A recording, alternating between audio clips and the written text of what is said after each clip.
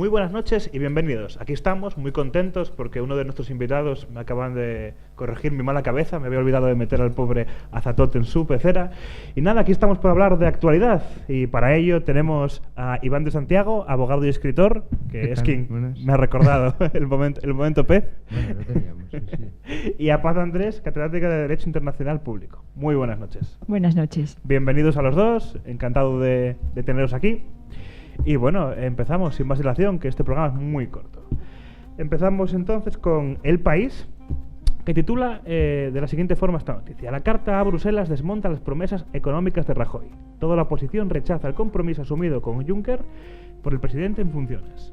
Bueno, como suelo decir, antes de entrar en materia con preguntas concretas, impresiones generales sobre este titular. Quien quiera empieza, no hay prisa. Yo pienso que este titular, bueno, por un lado tiene evidentemente una valoración política, que es lo que están haciendo ahora los demás partidos políticos, pero yo creo que también este tema vuelve a plantear la cuestión de las competencias que tiene o no tiene un gobierno en funciones. Este es un tema que, como sabéis, pues se ha comentado mucho, sobre todo a propósito del tema del control del gobierno por parte del Congreso, cuestión a la que se negó el gobierno radicalmente, este gobierno en funciones, presentando informes de la Abogacía del Estado, a veces contradictorios, pero en definitiva el gobierno invocó que estaba en funciones para no someterse a control. Bueno, yo recordando aquello me pregunto si esta carta podía hacerla en estos momentos el presidente del gobierno en funciones, porque esa carta incluye un compromiso.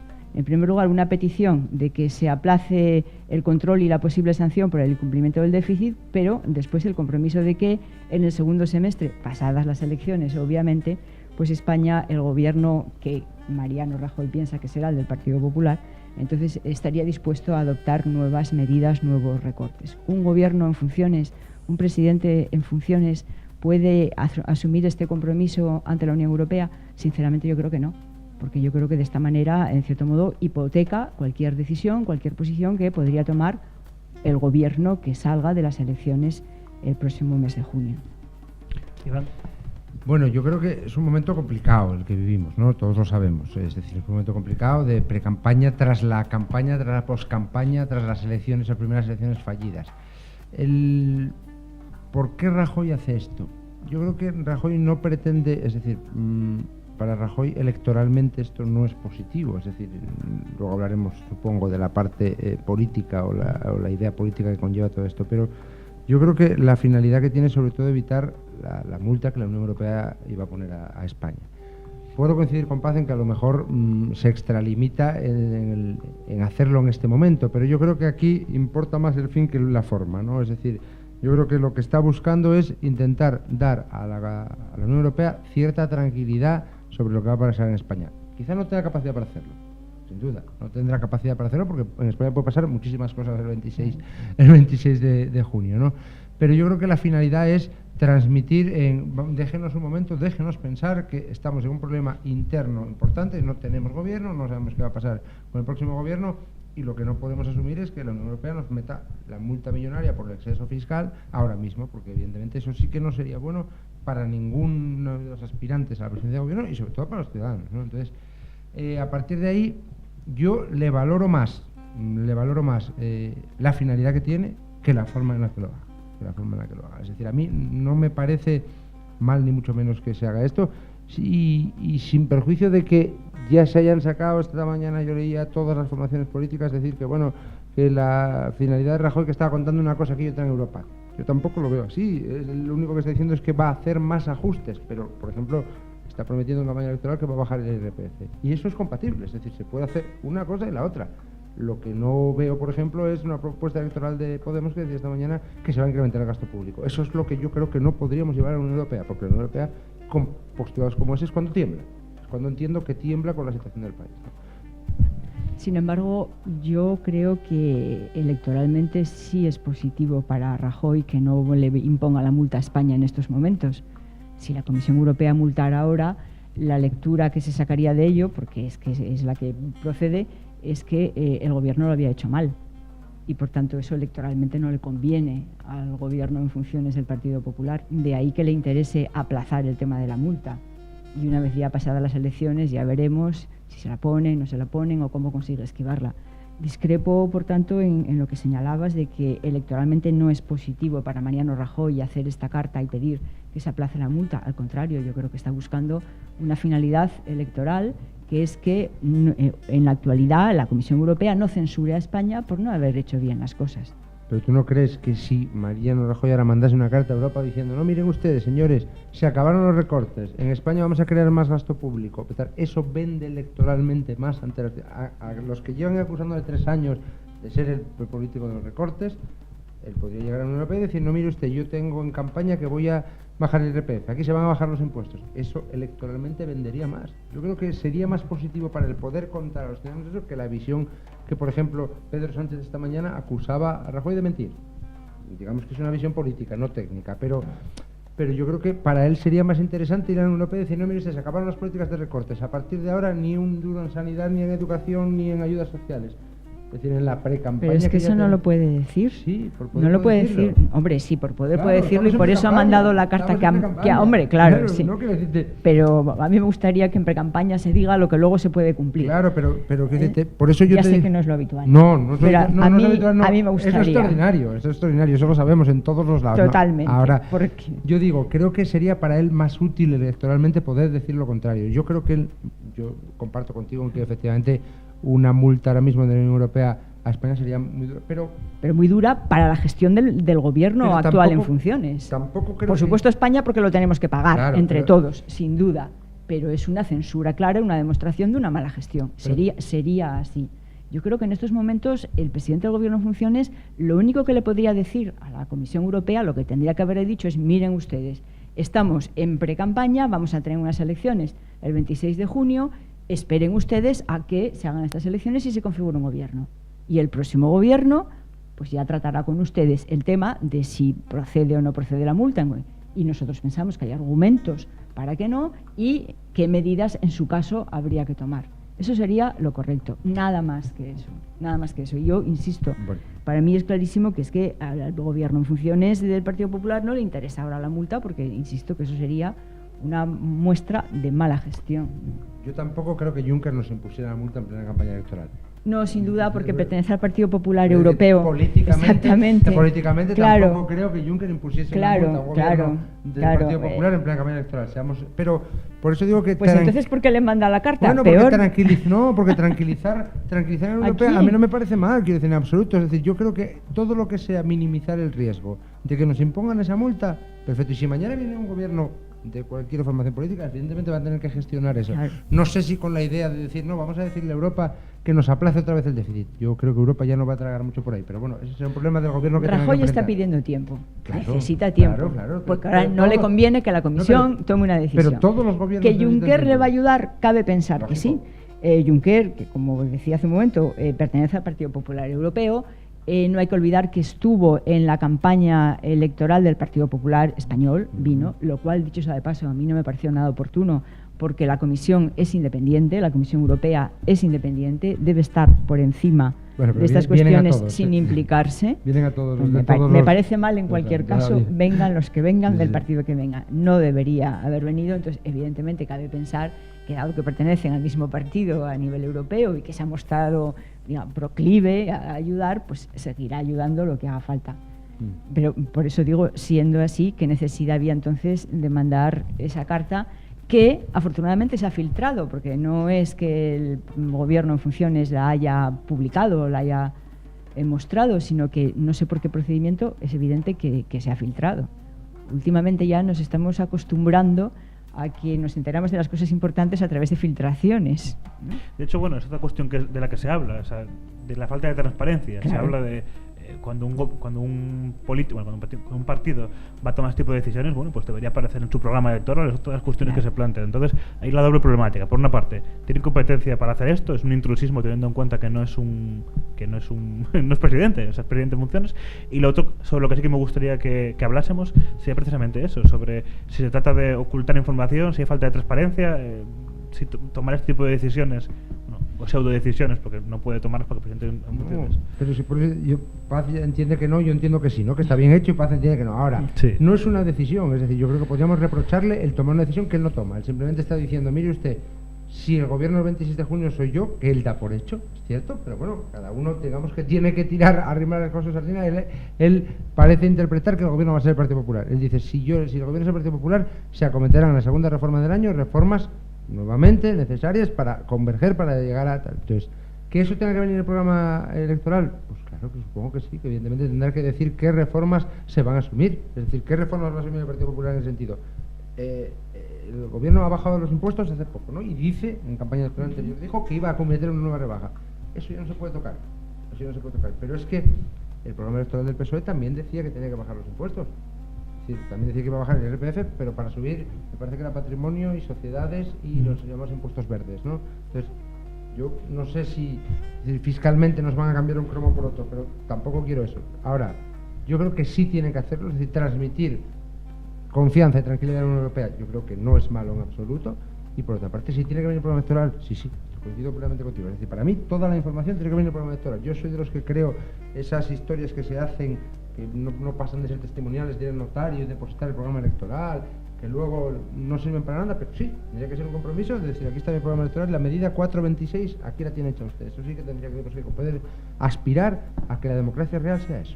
En todo caso, yo vuelvo a insistir en la contradicción que supone no querer ir al Congreso de los Diputados a dar explicaciones, ni el presidente del Gobierno, ni ningún ministro, hasta el punto que el tema está ahora en el Tribunal Constitucional. Y la razón que esgrimían es que estamos en funciones, y entonces como estamos en funciones y no podemos hacer prácticamente nada, pues entonces tampoco hay control, ¿no? Y sin embargo, esta carta sí se puede mandar, y eso no es una mera gestión, no es una mera actividad de gestión ordinaria, que es para lo que tiene competencias un gobierno en funciones. Y además había una fórmula más sencilla. Ahora ya no se puede acudir al Congreso porque ya están disueltas las cámaras, ¿no? Porque si no, ahí estaba la Comisión Mixta para la Unión Europea, que se podría haber ocupado del tema. Ahora ya no se puede. Pero se puede llamar a los líderes políticos y decir, bueno, tenemos esta cuestión, la Comisión Europea nos ha enviado esta advertencia, tenemos que responder, bueno, vamos a consensuar una respuesta formal de mínimos, y luego ya a quien le corresponda, pues que se ocupe a partir de, esperemos, principios de julio. Yo creo que no toma decisión, es decir, yo creo que sería reprochable el decirle, mire usted, a partir del 26 de junio España va a pasar esto, eso sí que no lo puede hacer, yo esto sí creo que no lo puede hacer, pero ¿y los líderes políticos? No son capaces de ponerse de acuerdo, no son capaces de ponerse de acuerdo en nada, pero en nada. Es decir, desde el primer día vivimos el espectáculo del día de la toma de posesión, que fue, no sabían ni dónde sentarse. Dice que por favor no te alejes tanto del micro, que si no entras. Que nos emocionamos. Claro, eso sí. Me encanta, ¿eh? Cuando veo que los invitados empiezan a tomar notas, porque digo, qué bien, no me toca hablar. No, que decir, yo creo que sí, que se podía, habría que buscar un quórum en eso. Pero eso que dices es un poco peligroso, o muy peligroso, porque dices que como no son capaces de ponerse de acuerdo, entonces no se les llama nunca. Pues tendrán que aprender.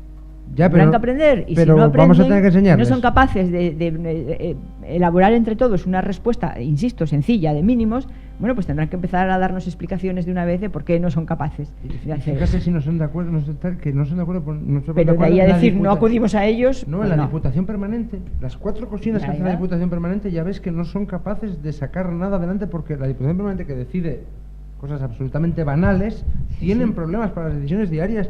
Bueno, no tan banales, porque hablaban, por ejemplo, de la financiación de la campaña electoral, y eso no es banal. Eso no, y ahí no pero se de acuerdo, debe ser la única estructura que tienen. Lo demás es pagar gasto en curso, cosas, es decir, decir, mire usted, el que está trabajando hay que pagarle, no hay más. Pues para eso, hasta esto tenían problemas. Entonces, me parece difícil que pensemos que podemos aspirar a que se pongan de acuerdo en mandar una carta. Pero no apliquemos la fórmula muerto el perro, se acabó la rabia. No los llamamos porque son incapaces, no. Que vengan, que se sienten y que sean capaces. Yo creo que serían incapaces de pactar un texto, porque uno iba a decir, no, tiene que decirle usted que vamos a hacer esto, otro tiene que decirle a otro, no, mire, yo voy a... Lo veo difícil. Ya que estamos de campaña, de reelecciones, que es aquí la situación única en España, aunque no tiene directamente nada que ver, es que es una pregunta que me gusta hacer, así que me voy a dar el gusto de hacerla. O sea, tú mandas. Adelante. Joder, es que me encanta, ¿eh? Esto solamente en mi casa, a veces, cuando me dejan. Bueno, lo que iba, que ha habido, ahora, en estas anteriores, después de las elecciones, ¿ha habido una voluntad de pacto real? Es una valoración muy personal, pero no sé, me gustaría saber qué se piensa en esta mesa al respecto. Yo, por ejemplo, pienso que depende en quién, quiero decir, depende en quién. Yo, por ejemplo, Podemos nunca creo que haya tenido una voluntad de pacto real, sinceramente. Podemos no la ha tenido. Creo que sí la ha tenido Ciudadanos, y la tan criticada postura del PP, de no, usted inmovilista, no llama a nadie. yo sinceramente no la veo mal, y no es fácil decir esto, quiero decir, no es fácil decir esto, pero es que el primer día que todo el mundo salió a decir yo con el PP no hablo, yo con el PP no pacto, yo no podía hacer más. Entonces, voluntad de llegar a un acuerdo, yo creo que la ha tenido el PSOE en cierta medida, la ha tenido sin duda algunos ciudadanos, y Podemos, para mí, por ejemplo, nunca la ha tenido. Es decir, yo creo que Podemos cree más en el sorpaso famoso, es decir, que la segunda fase de las elecciones le va a beneficiar que llegar a un acuerdo con el Partido Socialista. Esa es mi idea. En mi opinión, prácticamente en todos los casos han primado los intereses políticos y los cálculos y los planes, ¿no? Yo creo que eso es así, con carácter general. Pero de eso no se escapa tampoco la posición del Partido Popular, porque en primer lugar Mariano Rajoy dejó pasar el encargo del rey, aprovechando que aquel día por la mañana Pablo Iglesias le había hecho unas declaraciones pidiendo ministerios, etcétera, se agarró a eso como un clavo ardiendo y entonces dejó pasar lo que a lo mejor o seguramente era una responsabilidad suya que tendría que asumir como partido más votado, que es por otra parte lo que han venido diciendo todo este tiempo y reclamando su presunto derecho a gobernar porque han sido el partido más votado. Bueno, pues si eres el partido más votado y reclamas ese presunto derecho, digo presunto porque en democracia las cosas son más complicadas a la hora de formar gobierno, ¿no? Bueno, pues asume esa responsabilidad. Entonces, yo creo que todos han jugado sus intereses, ¿no? Los que han demostrado un intento de pacto, pero también cada uno desde su propia posición y planificación han sido, y eso es obvio, el PSOE y Ciudadanos, ¿no? Pero también ahí habría que valorar los tiempos, por qué empezar con unos y no con otros. Eso también habría que valorarlo para tener, digamos, una visión más global. En definitiva, que cada partido se ha movido fundamentalmente conforme a sus intereses. Y luego, te decía que luego yo no sé la resultante que va a tener esto, es decir, desde el punto de vista del votante no sé cómo va a valorar cada uno el acercamiento o no acercamiento. Quiero decir, yo decía alguna vez, no sé cuántos votantes de Ciudadanos pensaban en su día que podían formar parte de un gobierno del PSOE. Es decir, es difícil. El votante de Ciudadanos que teóricamente está más próximo al Partido Popular y que pudo verse en una situación en la que era votante de, o sea, acabar participando. O cuántos votantes de Podemos pensaban que era mejor hacerlo así, o por el contrario, claro, desalojar de la Moncloa a un gobierno del Partido Popular y establecer un gobierno. Habrá muchos votantes de Podemos que no perdonarán que pueda volver a gobernar la derecha, en este caso, y teniéndolo en las manos, ¿no? Entonces, el resultante, o sea, ¿cómo va a pasar factura con los partidos? Yo creo que es una de las grandes indefiniciones que tenemos ahora. Una incógnita que también se me plantea muchas veces es, ahora que tenemos unas segundas elecciones, coaliciones, alianzas que antes parecían imposibles, incluso ilegítimas de cara al votante, por ejemplo, la gran coalición que se hablaba, ¿no? Y más que, bueno, PP-PSOE. Si podría realmente ahora, en esta segunda vuelta, por la desesperación del ciudadano por formar gobierno, sí, legitimaría determinados pactos. Es una cosa que me pregunto, no sé si tiene respuesta o no, yo lo dejo en el aire porque es una reflexión interesante, yo creo, sin más. Lo que está claro es que yo creo que la ciudadanía lo que queremos es que haya un gobierno por fin. Sí. Yo creo que lo hemos querido durante este tiempo y desde luego lo querremos todavía más después de las elecciones, ¿no? Después del 26 de junio.